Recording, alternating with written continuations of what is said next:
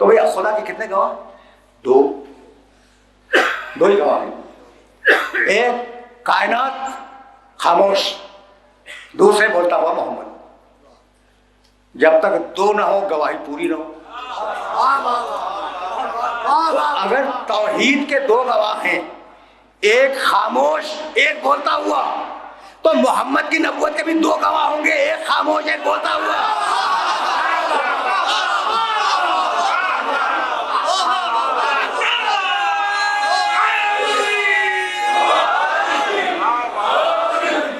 توحید کے دو گواہ، خاموش قرآن، بھائی توجہ رہے، خاموش کائنات بولتا ہوا نبی، اور نبوت کے دو گواہ، خاموش قرآن بولتا ہوا علی. یہاں تک تو تم میرے ساتھ آ گئے ہو نا.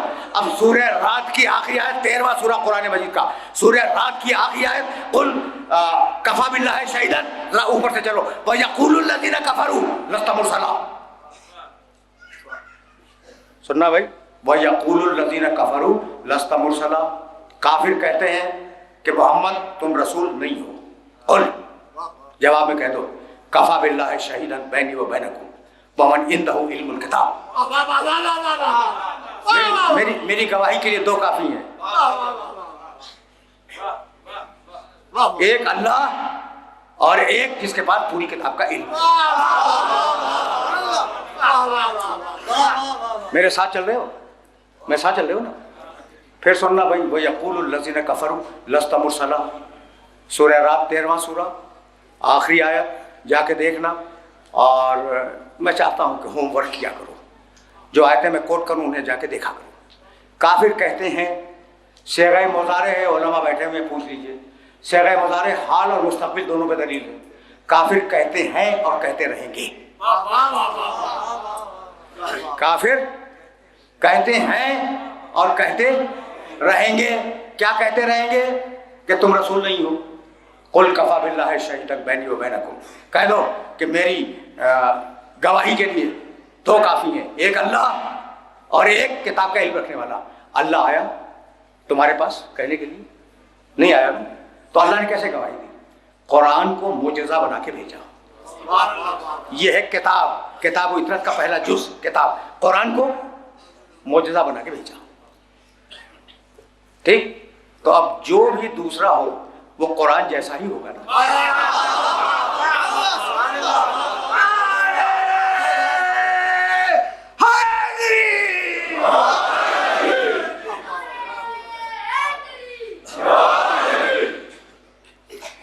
میاں رکے رہو.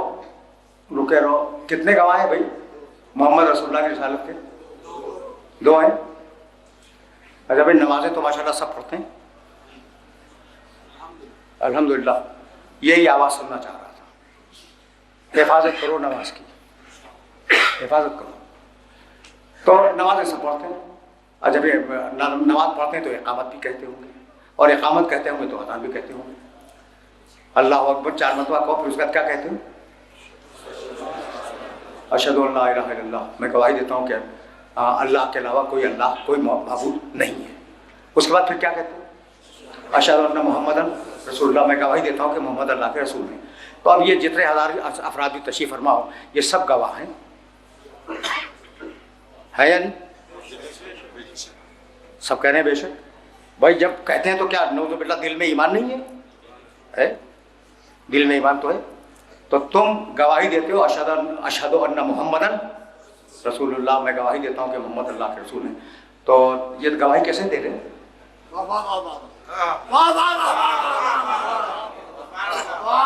بہت توجہ رہے، بہت دقیق مرحلہ فکر ہے. اور اس دقیق مرحلہ فکر پر تمہیں روکوں گا، آگے نہیں بڑھنے دوں گا. یہ کیسے گواہی دے رہے ہو بھائی؟ دیکھا ہے محمد رسول اللہ کو رسول بنتے ہوئے؟ قرآن کہے کہ دو گواہ، ایک خود قرآن جو انسانوں میں نہیں ہے، اور انسانوں میں اکیلا گواہ علی ہے نا، اکیلا گواہ. یہ میں اصرار کر رہا ہوں، اکیلا گواہ. قل کفا باللہ شہیدا بینی و بینکم ومن عندہ علم الکتاب. بھائی ایک ہے محمد رسول اللہ کی رسالت کا گواہ، کل ایک ہے نا. تو بھائی گواہ تو میں بھی ہوں، گواہ آپ بھی ہے، گواہ مسجد کا مؤذن بھی ہے، گواہ سب ہے. جو بھی اذان کہے گا، اقامت کہے گا، جو تشہد میں جائے گا، محمد رسول اللہ کے ساتھ کی گواہی دے گا۔ گواہ تو ہم سب ہیں۔ تو پھنس گئے یا نہیں پھنس گئے؟ آرام کے ساتھ بتانا کہ قرآن کہے کہ گواہ ایک ہے اور ہم سب گواہ بیٹھے ہوئے ہیں۔ تو اب مجھے تو نہیں معلوم کہ آپ جب یہ جملہ کہتے ہیں تو آپ کے ذہن میں کیا ہوتا ہے، لیکن میں جو کہتے وقت اپنے ذہن میں رکھتا ہوں وہ بتلا دوں کہ میرے نبی محمد رسول اللہ نے فاران کی چوٹی سے اپنے رسول ہونے کا اعلان کیا تھا، اور میں ان کے سچے ہونے کا گواہ ہوں۔ یعنی انڈائریکٹ ہے گواہی، وہ سچا ہے، اس کا اعلان سچا ہے۔ میں نے نہیں دیکھا کہ فرشتہ آیا ہو رسالت دے کے گیا ہو۔ تو ہم ہیں اعلان رسالت کے گواہ، اور علی ہے عطا رسالت کا گواہ۔ رسالت مل رہی تھی، وہ دیکھ رہا تھا۔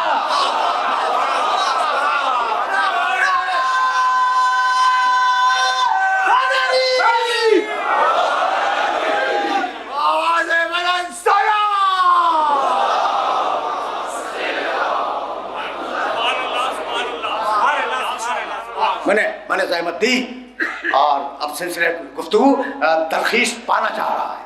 اچھا بھائی، تو ہم ہیں اعلان رسالت کے گواہ، اور وہ ہے عطا رسالت کا گواہ۔ رسالت جب مل رہی تھی، انا والی من نور واحد، رسالت جب مل رہی تھی وہ دیکھ رہا تھا کہ یہ رسول بنایا گیا۔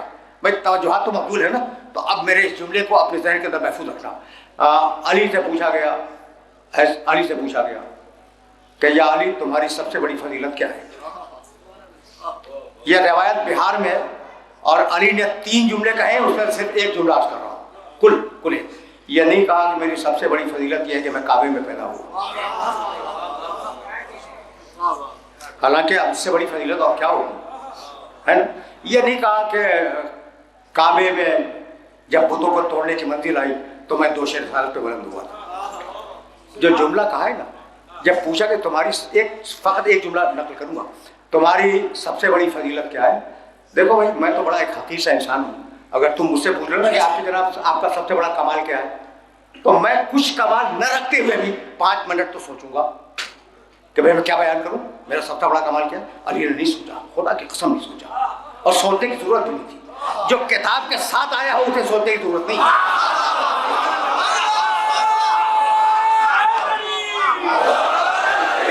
نہیں سوچا، کہنے لگے وَيَقُولُ الَّذِينَ كَفَرُوا لَسْتَ مُرْسَلًا قُلْ كَفَىٰ بِاللَّهِ شَهِيدًا بَيْنِي وَبَيْنَكُمْ وَمَنْ عِندَهُ عِلْمُ الْكِتَابِ۔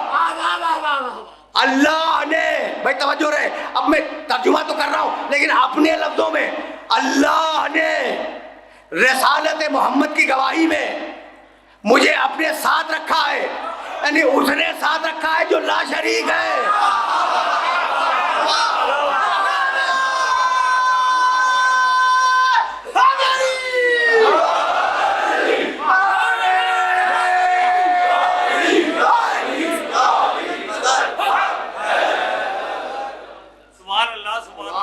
اب کیا کرو گے اس مسئلے پر کہ جاؤ دیکھو مسلمانوں نے جو کتاب الشہادت مرتب کی ہے فقہ اسلام میں، کتاب الشہادت گواہی کا چیپٹر، اس میں کہنے لگے کہ گواہ 2 ہو، کم از کم گواہ 2 ہو، دونوں گواہ عادل ہو، دونوں گواہوں کو واقعے کا یہ علم ہو، دونوں گواہوں کو واقعے کا یقین ہو۔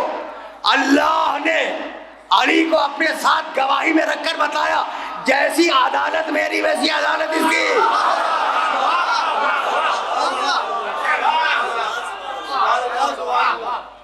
گفتگو اپنے آخری آ گئے ہو تو تم اپنے ذہن کے اندر محفوظ رکھ لو، کام کا جملہ ہے، گواہ تک آ گئے نا، ایک سے زیادہ ایک ہے، یعنی ہم تو عطا رسالت کے گواہ نہیں ہیں نا، اعلان رسالت کے گواہ ہیں۔ عطا رسالت کا گواہ کل ایک توجہ رکھنا، اس لیے کہ تقریر اس آخری مرحلے پر آنے کے بعد یہاں پر رکنا چاہ رہی ہے خود بخود۔ عجیب مرحلے فکر ہے، اور میں کیسے اپنے سننے والوں کی خدمت درج کروں۔ ایک ہے گواہ، اور حدیبیہ کے میدان میں رسول کے داہنی طرف بیٹھے ہوئے علی اور لکھ رہے ہیں کہ ہذا ما عاہد بہ محمد رسول اللہ، یہ معاہدہ ہے محمد رسول اللہ کی طرف سے. مشرکین کا نمائندہ کہتا ہے کہ یا علی یہ جملہ جو تم لکھنے جا رہے ہو کہہ دو کہ جھگڑا تو اسی پہ ہے. ہم رسول اللہ نہیں مانتے. اگر رسول اللہ مانتے ہوتے تو جھگڑا کیوں کرتے؟ مشرک ہے اتنا سمجھتا ہے کہ جسے رسول مانو اس سے جھگڑا مت کرنا، اسے جھگڑا مت کرنا. مشرک سمجھ رہا ہے. کہنے لگا اب جھگڑا ہی رسالت کے اوپر ہے، ہم محمد کو رسول نہیں مانتے. کہا یا علی کاٹ دو، ہو محو کر دو، مٹا دو. تم نے ہزاروں مرتبہ واقعہ سنا ہوگا. یا علی اسے مٹا دو. کس چیز کو مٹا دو؟ رسول اللہ. اس کو مٹا دو. یہی تو کہا نا. اب علی کیا کریں؟ اگر مٹائیں تو رسالت خطرے میں آ جائے، ٹھیک ہے، اور اگر نہ مٹائیں حکم رسول ہے، حکم رسول ہے. تو آپ مجھے جملہ کہنے کی اجازت دیتے ہو؟ خدا کی قسم کھا کے کہہ رہا ہوں علی کاٹ نہیں سکتے تھے، اس لیے کہ اکیلا گواہ ہے. اگر یہ کاٹتے تو رسالت ہی ختم ہو جائے.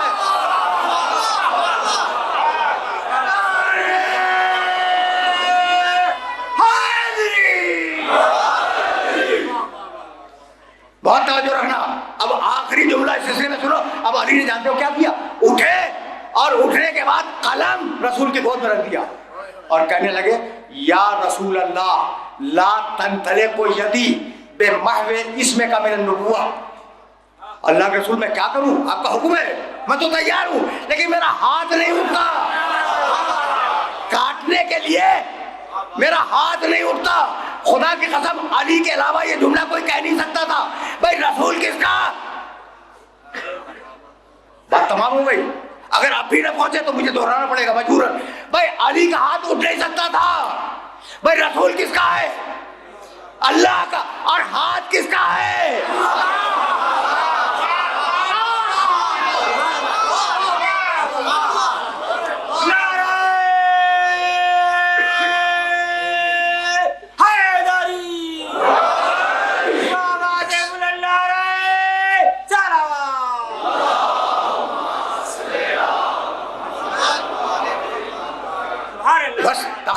تقریر تمام ہوئی. گفتگو اس مرحلے سے آگے نہیں جائے گی. یہ آئے تھے رسالت کی گواہی کے لیے، یہ آئے تھے رسالت کی تائید کے لیے، یہ آئے تھے رسالت کی بقا کا سبب بننے کے لیے. ان کے ہاتھ سے رسالت کا لفظ کٹ نہیں سکتا تھا. میں کیسے عرض کروں کہ جب محمد حنفیہ کے نام حسین ابن علی نے اپنا وصیت نامہ لکھا ہے تو اس میں لکھا کہ ان الحسین یشہد ان لا الہ الا اللہ وان محمد رسول اللہ. بہت تیزی کے ساتھ میں مذاہب تک پہنچا اور اب دامن وقت واقعی گنجائش نہیں ہے. حسین گواہی دیتا ہے کہ اللہ کے علاوہ کوئی معبود نہیں ہے اور محمد اللہ کے رسول ہیں. میں ابھی اس سے قبل کی مجلس میں یہ بیان کر کے آ رہا تھا کہ حسین ابن علی، ذرا سا آگے جانا ہے اور تھوڑا سا وقت لینا چاہوں گا. حسین ابن علی رسول کی مسجد میں تھے.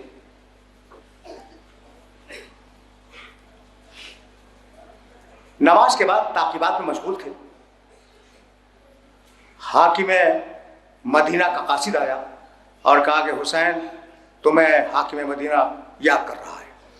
کہنے لگے کہ ابھی میں عبادت میں مشغول ہوں، فرصت ہوگی تو آؤں گا.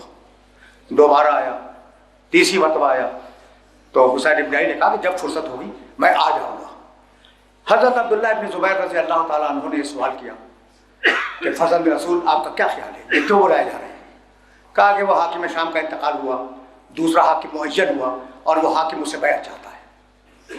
کہہ کے آ رہا ہوں میں اس مجلس میں کہ یہ علم امامت تھا، یہ علم امامت تھا. حاکم شام مر گیا، دوسرا حاکم اسے بیعت چاہتا ہے.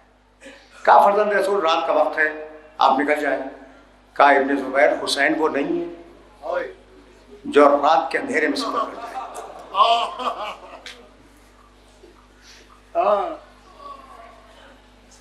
تاخیر نہیں کروں گا.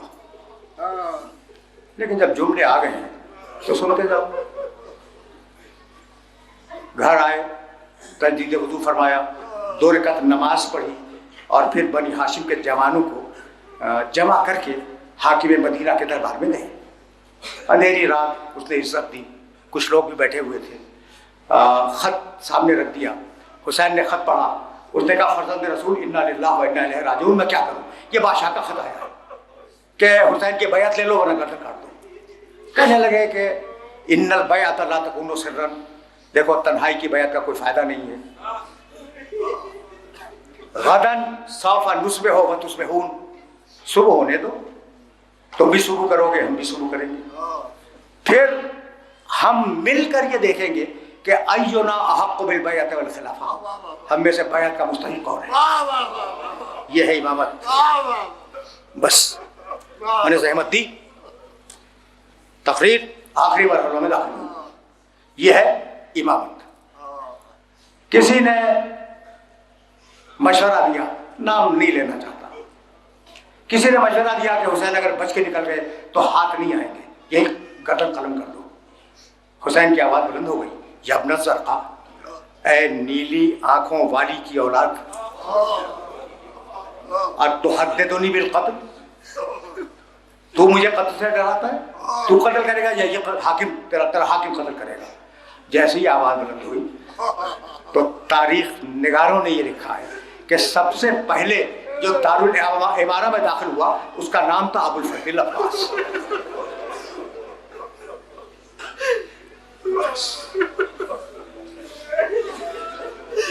جوانان بنی ہاشم کے جھرمٹ میں عباس کی پناہ میں, مجھے معاف کرنا اس لفظ کے اوپر, عباس کی پناہ میں حسین ابن علی باہر آئے اور کہا بھیا عباس اب مدینہ رہنے کے قابل نہیں.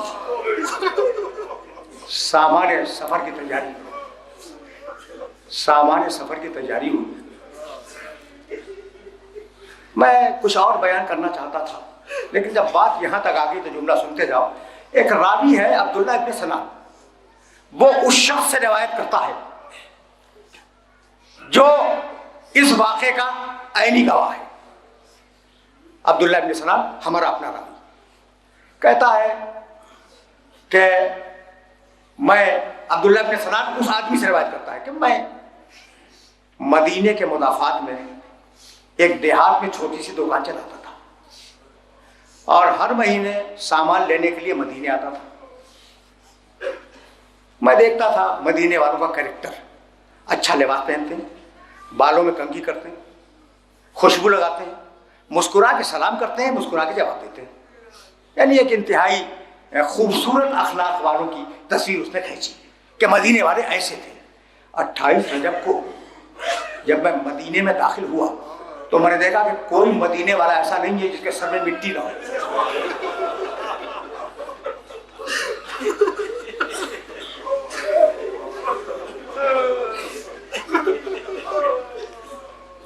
تم نے گریہ کیا, کوئی مدینے والا ایسا نہیں تھا جس کا گریبان پھٹا ہوا نہ ہو.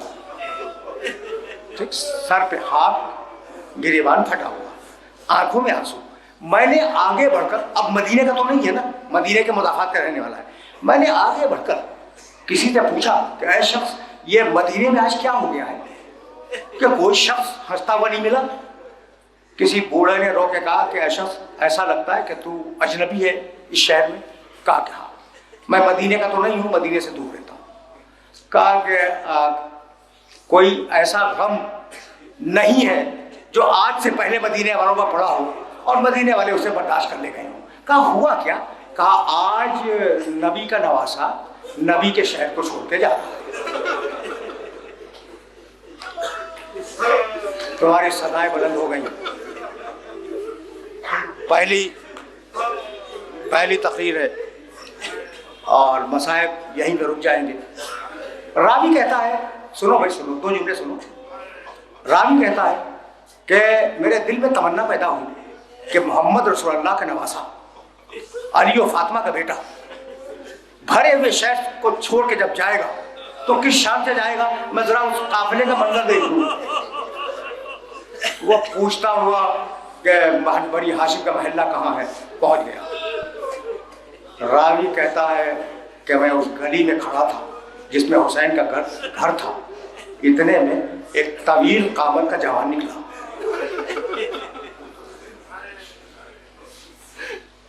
اس نے گلی کے دونوں طرف قناتیں باندھ دی اور کہا اب کوئی گلی کو عبور نہ کرے، اب قافلہ سوار ہونے والا ہے۔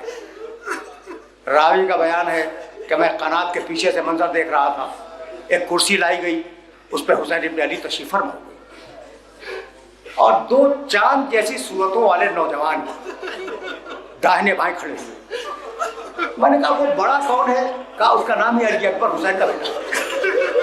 کہا وہ چھوٹا کون ہے؟ کہا اس کا نام ہے قاسم، حسن کا بیٹا ہے۔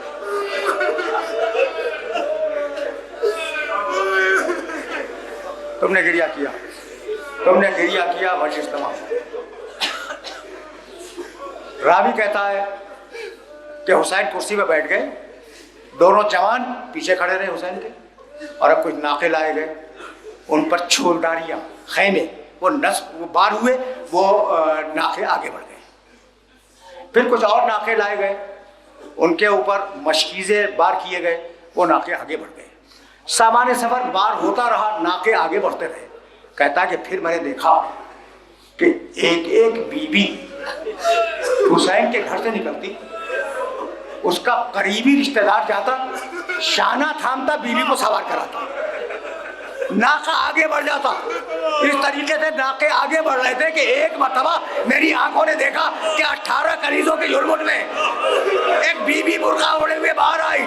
حسین گھبرا کے کھڑے ہو گئے، کہا عباس بہن کو سوار کراؤ، اکبر و قاسم جاؤ پھوپھی کو سوار کراؤ۔ ایک طرف سے عباس دوڑے، دوسری طرف سے اکبر و قاسم دوڑے، تیسری طرف سے خود حسین دوڑے، عباس دوڑے، اکبر و قاسم دوڑے، اور اس شان سے سوار